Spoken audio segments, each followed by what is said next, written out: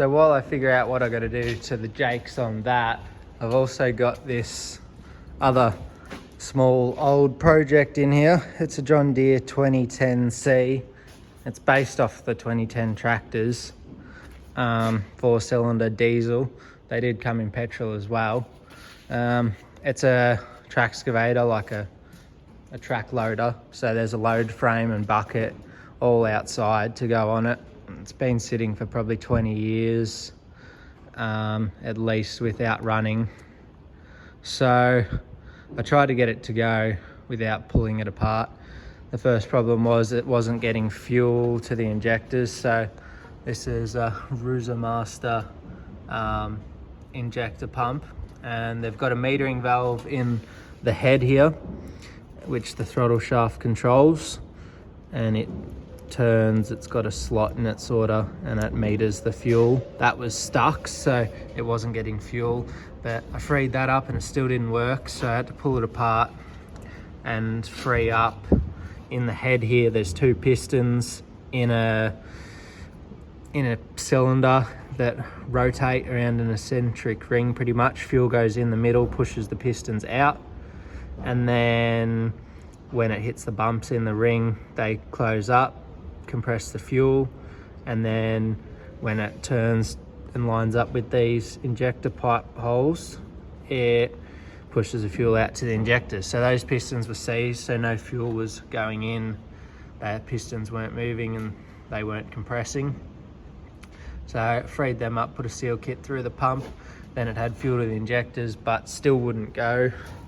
Compression tested it, all the cylinders were only just over 100 psi with oil in the cylinder, so pretty much indicates that the rings were stuck or worn out. And I pulled all the pistons out and all the rings were stuck. I've cleaned them up so they're not stuck now, but all of these I pulled them out and they didn't move. They were just stuck in pretty much the same size as the bore, so that's why it had no compression. I did get it to fire on by pouring oil down the intake, chainsaw bar oil, which is sticky as and thick, and it actually fired and ran on that, but wouldn't run on fuel or aerostart or nothing. So I pulled it apart, and then these are the oil expander rings, which go behind the 3rd oil ring here, and they're just worn out, so they were broken and causing dramas. I think one had been poking out the gap here on the oil ring and scored the bore on number 1. So it's got some scores in it, as you can see. They're a little bit deep, but I ran the hone through them all, and they cleaned up not too bad, and it'll go again. I'm not spending too much on it yet in case it has other issues, because I've never seen it run or move. All the tracks are pretty much worn out, stuffed, so they're not gonna, it's only more just playing around, saving it from the scrap. That's all I really bought it for, because it was going to get scrapped if I didn't buy it. So I'm just trying to get it going sort of on a budget. Like this is the deck plate, and all 4 liners are part of it. They're all cast together, so when you pull that deck plate out, all the liners come out together with the liner O-rings on them as well. But just that deck plate is like just under $4,000 just for the deck plate. And then a set of piston rings, John Deere ones, are just under $1,000, and that's not even new pistons. If you can get new pistons, they're be an arm and a leg as well. So I've got some aftermarket piston rings off eBay, which were like $80, so not sure how good they'll be, but they fit and they measure up right. So they're going on the old pistons to see if it can get the compression up and get it high enough to start it, and test everything else. I've lapped the valves in the head because they were all pretty average as well. That head's off tractor probably because it's green, so it should be yellow. So that's same with the injector pump. So someone's probably rated bits off a tractor, and someone's already been in this engine probably once or twice or 3 times. Everything's marked, so pretty good indication that it's all been apart. So I'm gonna measure the ring gaps. That's a new ring and that's an old ring. You can see the gaps are a fair bit different. I know they're in different cylinders, but I'll measure the ring gaps, make sure that they're close enough. And then yeah, I'll do a video of putting the piston rings in, probably sped up because it'll be pretty boring, and put it all back together and see if it fires up, and then put all the load frame back on and get it out the shed.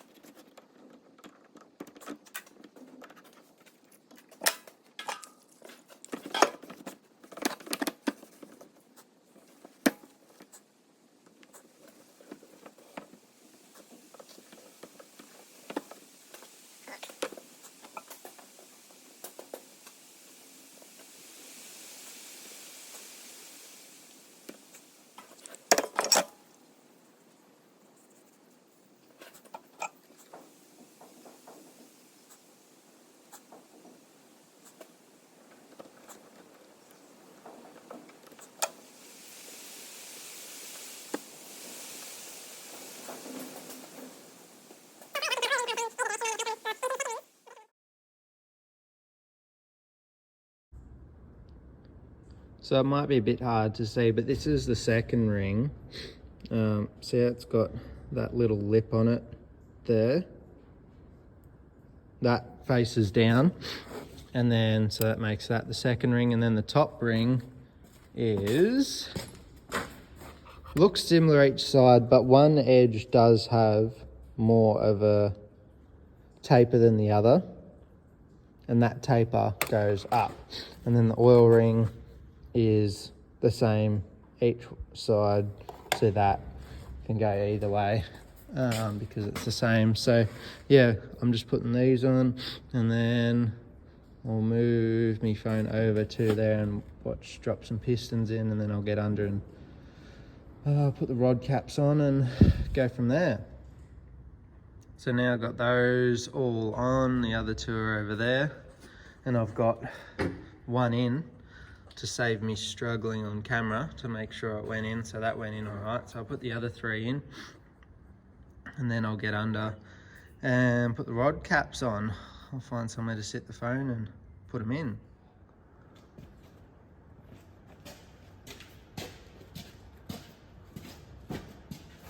So I got the phone set up. I got my ring compressor here.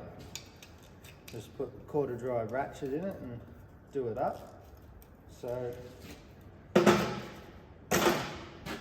put some oil on the rings and in the cylinder. Just give it a quick wipe.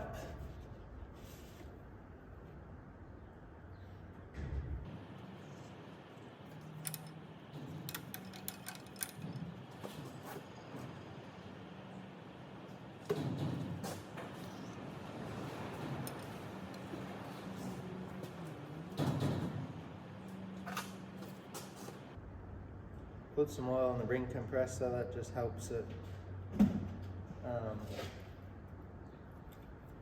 the piston actually slide through it when it goes into the cylinder. Make sure I've got all the ring gaps lined up right. Which I do. I also put some assembly lube on the rod bearings. I haven't put new ones in. These ones are pretty worn, but if it runs and I end up keeping it, it's not hard to one day pull the sump back off and roll a new set of bearings in. So, but I'll give it its best hope at running without spending too much. So make sure piston is going the right way.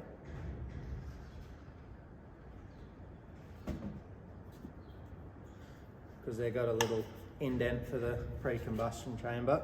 So that goes to me. Drop piston in.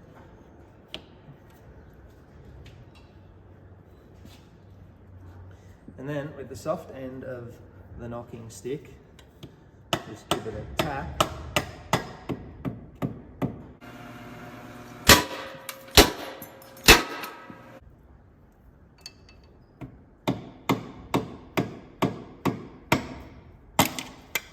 Like that.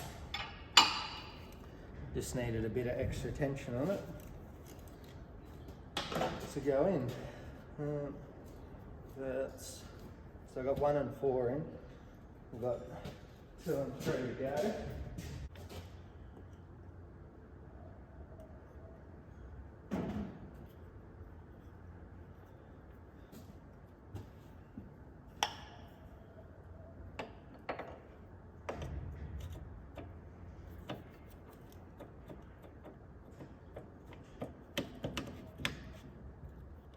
You'd be surprised at how tight the actual pistons are without rings in the bore. They're very, very, very tight. There's no slot side to side at all, which is interesting. I'll hold a bit of tension on that.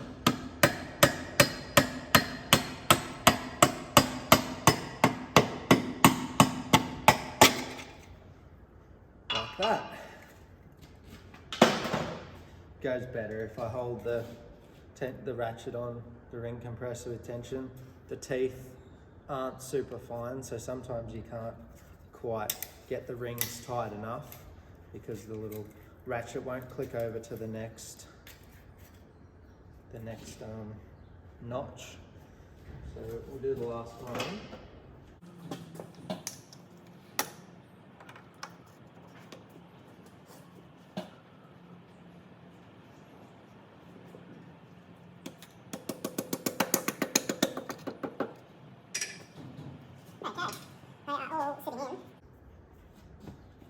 Now to get under,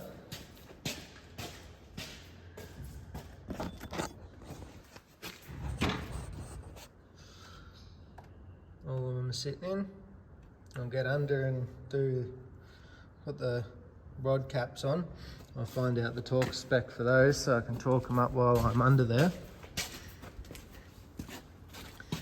And then we'll roll it over, make sure it turns over properly, no binding issues, and then sump and head can go back on.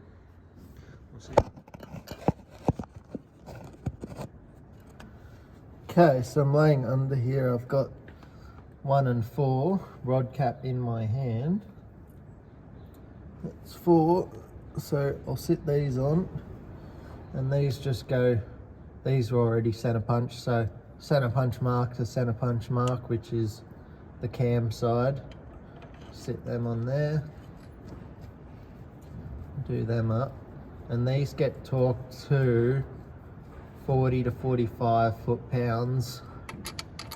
So I'll just sit them on hand tight and then ring torque wrench down and tighten them up.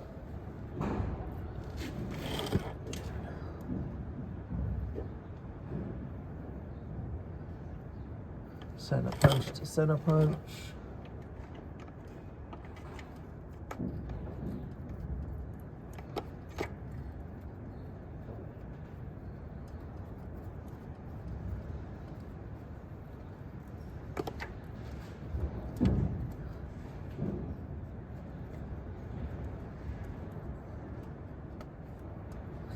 It's a bit hard to find a good spot to put the phone under here so you can actually see what I'm doing. Yeah. Got my torque wrench, got it set 45 foot-pounds. I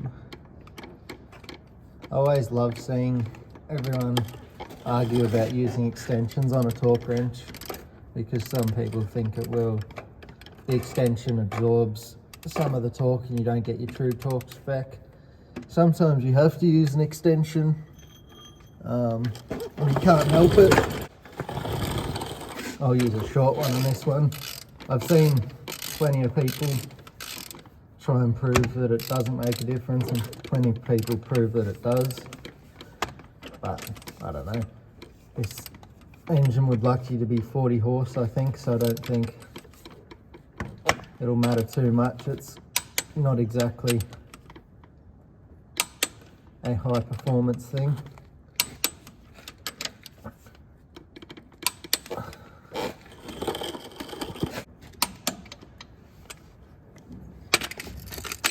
Okay, spin it over till those two come up to the top and the other two down the bottom so I can reach them. Hopefully I can turn it over by hand.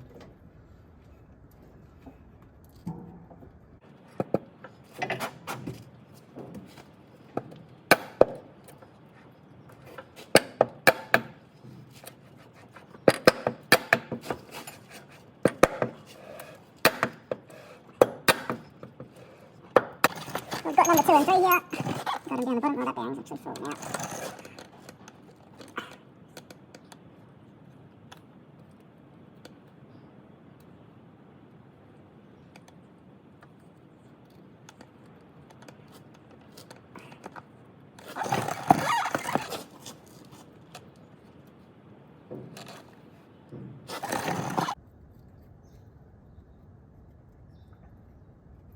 I'm not going to talk the whole video because I will speed up parts because it'd be boring as.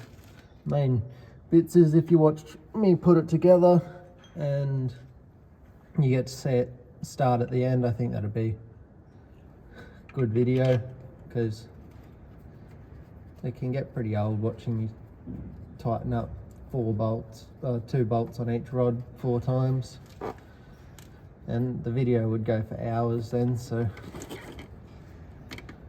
I'll try and keep them to half hour because I want people to actually watch without getting too bored and moving on to something else. So most people have half hour while they eat dinner or something.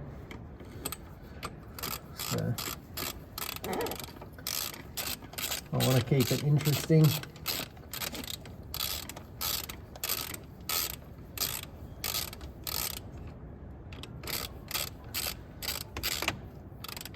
And the S2 is still getting done. This is sitting in the shed where the S2 is going to be parked and pulled apart. So that's one reason why I'm doing this, because I want to get it out the way. Because when I pull it apart, I'm going to have absolutely bits everywhere. So the more room I got in the shed, the better. So I'll get this put back together, put the load frame on it, and hopefully it runs, and then I can decide what I'm going to do with it, because I'm not sure yet. I may sell it, or I might keep it as a bit of a, slowly fix it up and keep it as a show thing. But it kind of looked cool on the back of the S2 with the float if it was all painted up, but I'd have to figure out something with the track gear because it's extremely worn out. I'm pretty confident it'll go now. I got to clean this oil pickup because you should have seen the oil. It was gross. It was pretty dirty, and it was very dirty, and moisture and all sorts of crap. So I'll give that a brake clean while I'm laying down here. And let it drip dry before I put the sump back on. I just realised that last video was filmed in portrait, not landscape, so that's annoying. But anyway, I'm not going to undo all of them and do them back up again. So you'll have to suffer and watch a small bit of the video in portrait. So just give that a quick wash.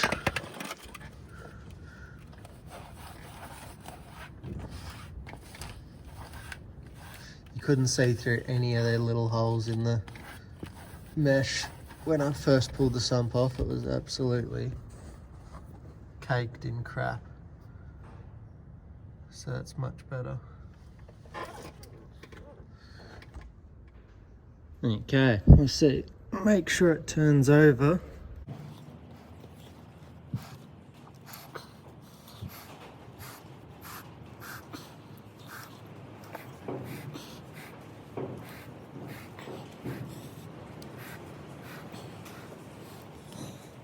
There you go. It moves, so I guess I might leave the sump off for now. I'll focus on getting the head back on, so I'll just wipe the head down and the deck where the head gasket goes and try and sit that back on. Might screw on that new oil filter there first with the head out of the way. Yeah, I'll do that. Change oil filter, wipe deck down, wipe head down, and sit it on.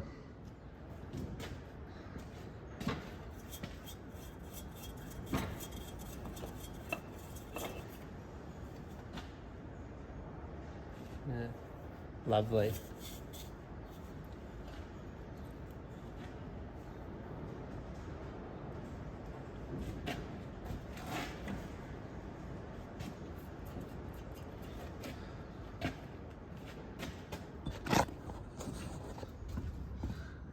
That's what the whole sump was like, just goo and crap.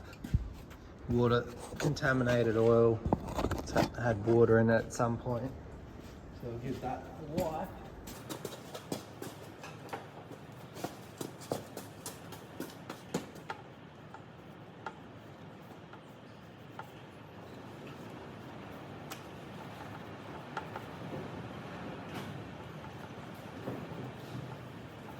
Hopefully the new filter I got's the same.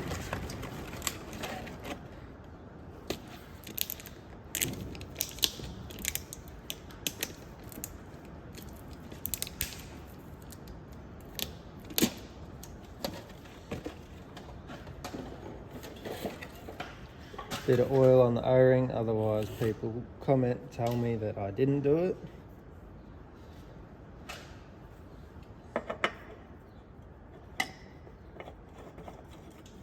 Actually fits.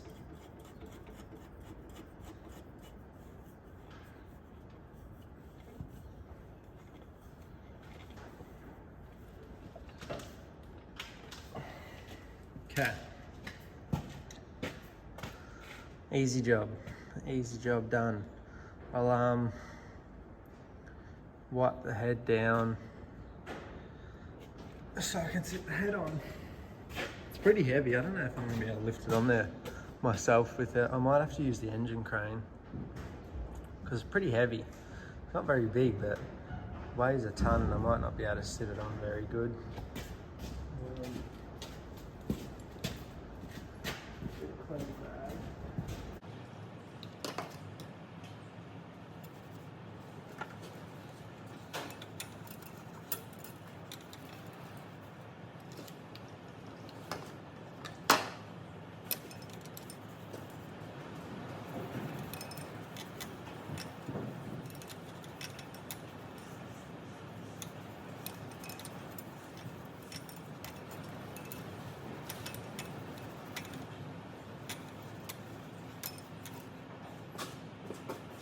slight bow in it, so I'll put that way so it sits on there better and the ends don't try and pop off the dowels.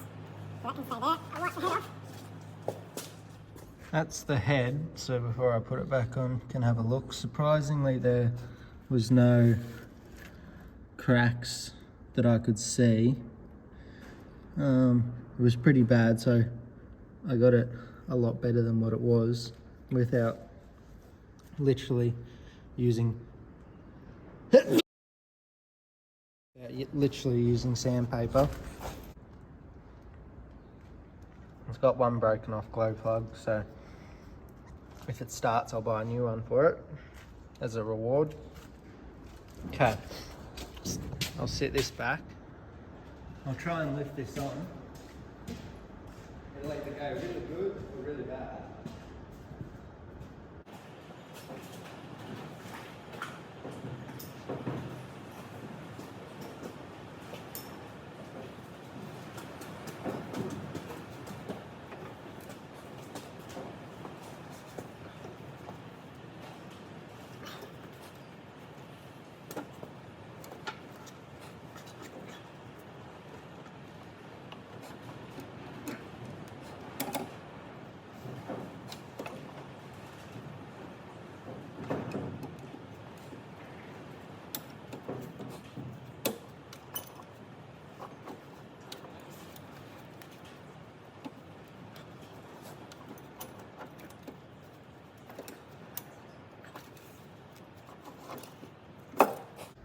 Would have been easier if I pulled the push rods out, but I got it.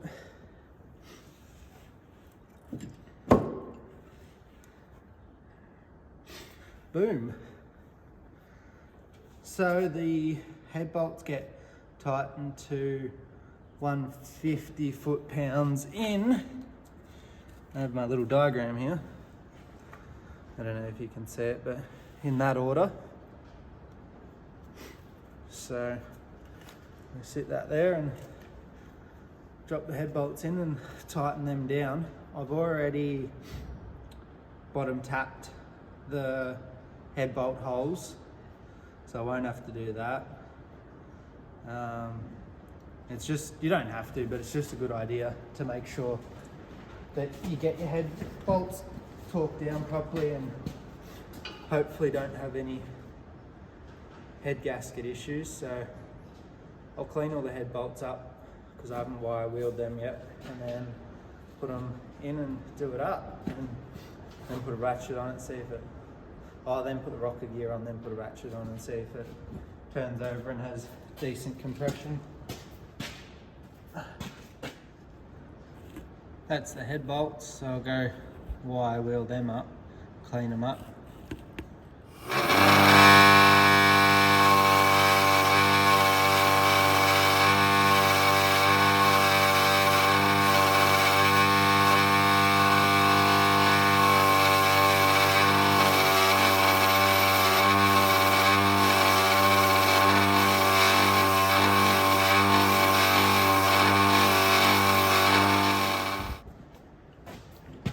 I have oil here for head bolts for dipping purposes. They're all the same length, I think, so they should be able to go anywhere. Oh no, I lied, they are different lengths. The ones that go on the outside are shorter.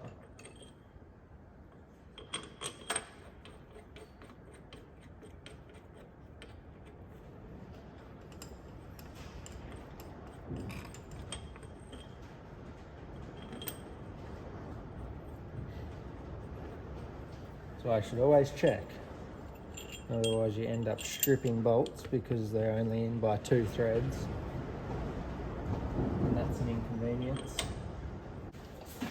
So as long as I haven't forgotten anything, according to me, we go that one first. I might actually 150 foot-pounds. I'll do them all up to the 45 that the torque wrench is set at first. And then I'll do it in a few stages.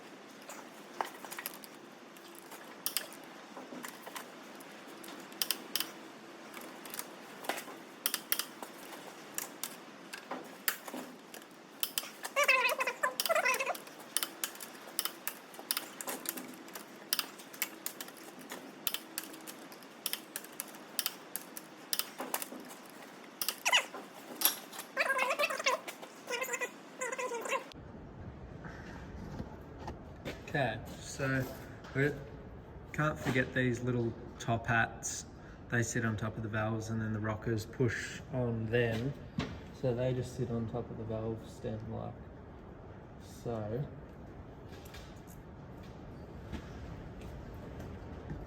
If I forget those, it'll have a bit of extra valve lash. I did adjust the valves before I pulled it all apart because I thought it might have had a stuck valve or something way out. So I did check them, but I'll set the rocker gear back on and they might need adjusting again because the new head gasket might be a little bit thicker or thinner or something like that. So the intakes are 12 thou and exhaust are 18 thou. So I'll check those. The torque spec for the rocker gear bolts are 30 foot-pounds. So I'll sit it on and do it up.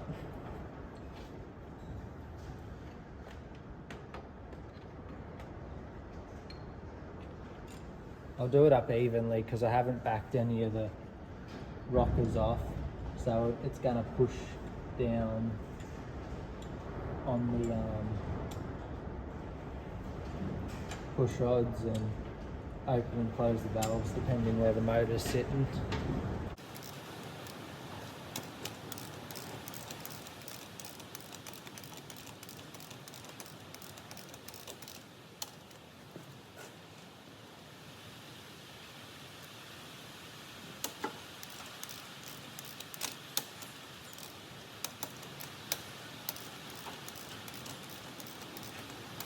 Of course, it's a different size.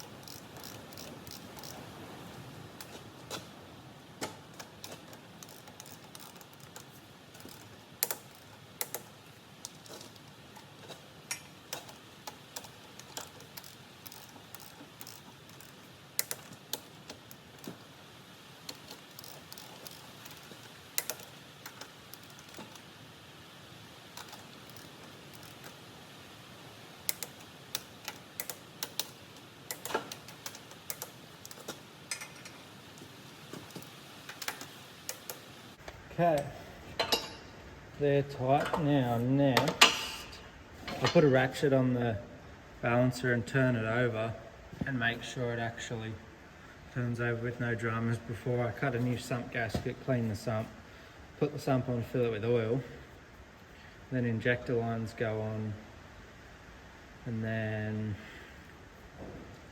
I'll put the exhaust manifold on so it doesn't blow crap out all over the side. At least I'll point it up, and then we should be ready to try it. I'll find a socket that fits that in there. I would imagine it'll be quite difficult to turn over now because it was actually pretty hard to turn over before with hardly any compression, so it should be.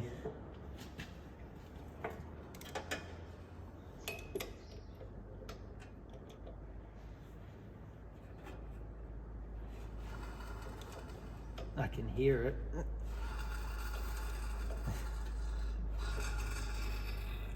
It sounds like heaps more.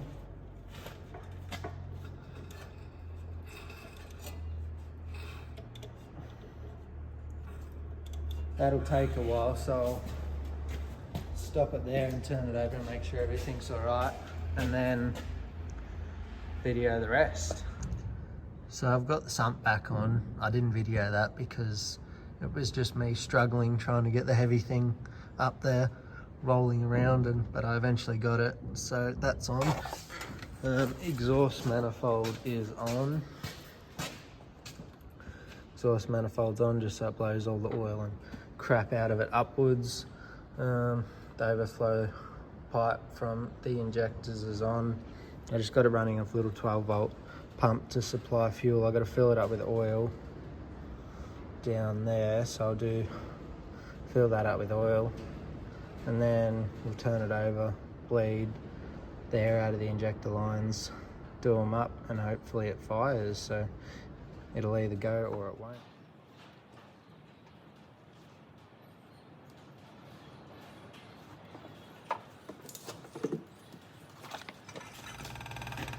You ready?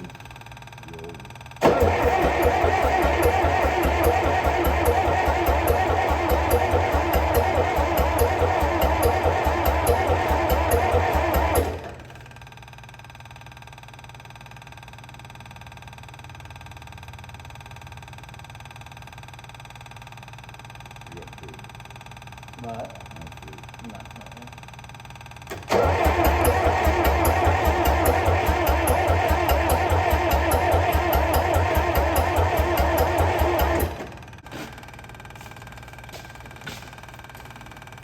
Give it more heat.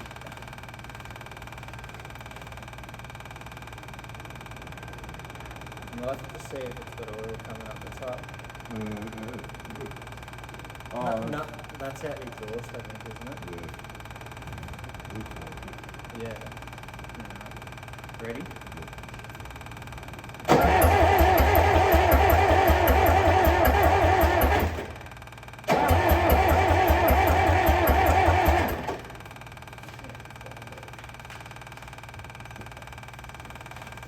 It was running by itself, wasn't it?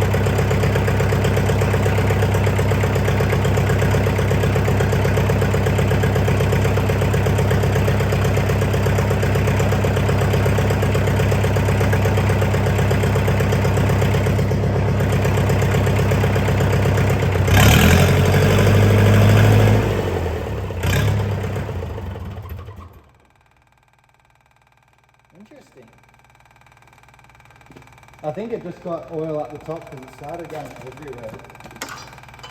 That seemed like.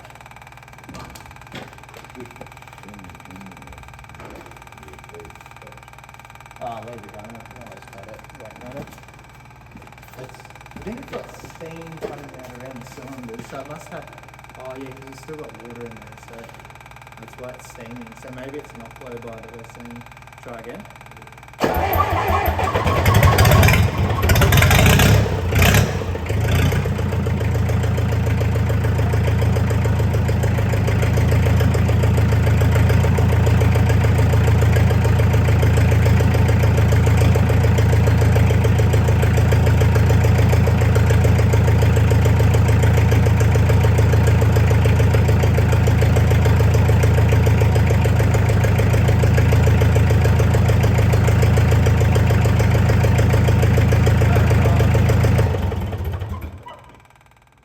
So it runs. There you go. I was getting a bit worried for a bit there because it didn't really seem like it was taking off, but I guess just had to bleed all the air out of the lines. It's got good oil pressure, as you can tell. Took a little while to come up the top there, but it's pumping heaps of oil out at the top now. Still got that broken glow plug, but that could have been why it was hard to start too. But yeah, I put a bit of chainsaw bar oil down the intake, which those two holes there. And yeah, just bumped the compression up enough to get it to start, I guess. And then once it was running, it bled the injector lines properly. And then yeah, now it starts by itself. So, well, while it's warm anyway, when it's cold, it might be difficult, but at least I've heard it run and you guys have seen it run. So that's good. I'm just gonna hammer out a gasket out of some cork gasket paper for this rocker cover, which is also the intake manifold and has water running through it. So it's got to be a good gasket and a good seal, because otherwise you get water in the oil and water in the intake. So I'll knock out a gasket for that, and then another. That must be, oh, that's the thermostat housing. See that thermostat to the top radiator hose connects to that. So I'll hammer out a gasket for that, and then that's just the breather, so that can just get siliconed on there. But yeah, not sure if this video, if we'll get it to actually move, because it's got a hydraulic pump disconnect lever at the back here, but I'm not sure if the gearbox runs through that or not. There's the hydraulic pump, and it's got a disconnect lever back there to the right hand side. So I'm not sure if it'll move or not with the hydraulic pump disengaged, but if it does, I'll definitely drive it, because it needs to go on the other side of the shed, and we'll stick the load frame and rams back on it and change whichever hoses are blown. But yeah, so no, it's good. I'm happy because it's actually runs. I was getting worried, but no, it's all good. So I must have done the injector pump right. I'd never done one before, so I just copied a YouTube video and pulled it all apart and put it back together. So that was my only real doubt, that was timed right and that I'd done everything right in there, but it's running on fuel now, so that's all right. I'll put this camera up and hammer a gasket out and then put that back on and fill it up with water and see if it holds water, because yeah, and the other thing is if the head gasket is watertight, hopefully it is. But if that's all good, then shouldn't have a drama with it, I don't think.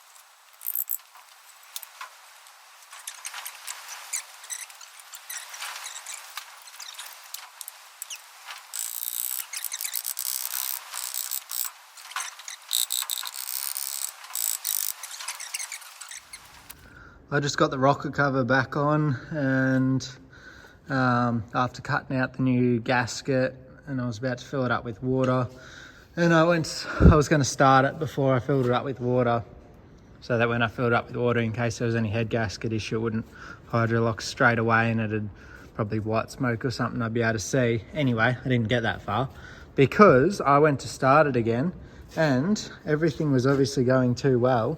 So now I have destruction.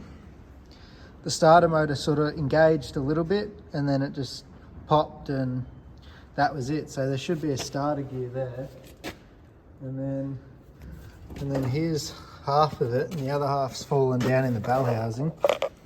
So that's pretty awesome. But anyway, not ideal.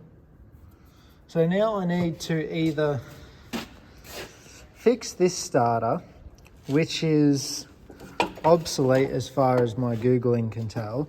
It's a Delco 110867 So that's not even the original one off this. The original one is this Presto Light here, but you can't get parts for them anymore at all and it barely turns.